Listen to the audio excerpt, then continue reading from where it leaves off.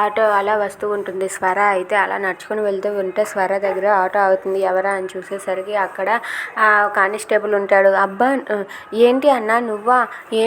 ఎన్ని రోజులకు కనిపించావన్నా? బాగున్నావా అన్నా? ఎలా ఉన్నావు అని చెప్పి స్వర అడుగుతుంది. అమ్మ బాగున్నానమ్మా, మీరు ఎలా ఉన్నారమ్మా అని చెప్పి అంటూ ఉంటాడు.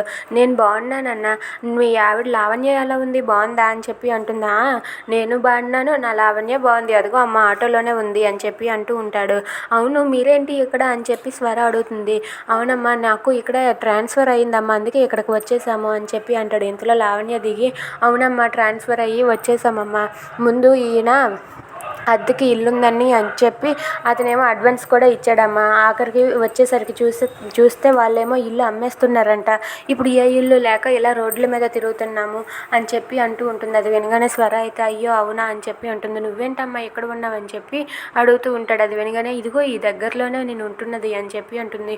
అవునా అమ్మ, అయితే ఆ దగ్గరలో ఏదైనా ఇల్లు ఉంటే చూడమ్మా, మేము మీకు దగ్గరగా అద్దెకు ఉంటాము అని చెప్పి అంటూ ఉంటుంది. అది వినగానే స్వర అయితే ఇంకెందుకు, ఆ అవసరమే లేదు, ఎందుకంటే మీరు కూడా నాతో పాటు కలిసి మా ఇంట్లోనే ఉందరు కానీ అని చెప్పి స్వర అంటుంది. అది వినగానే అమ్మ ఎంత మంచి మనిషి అమ్మ నీది అని చెప్పి అంటూ ఉంటుంది. Please subscribe.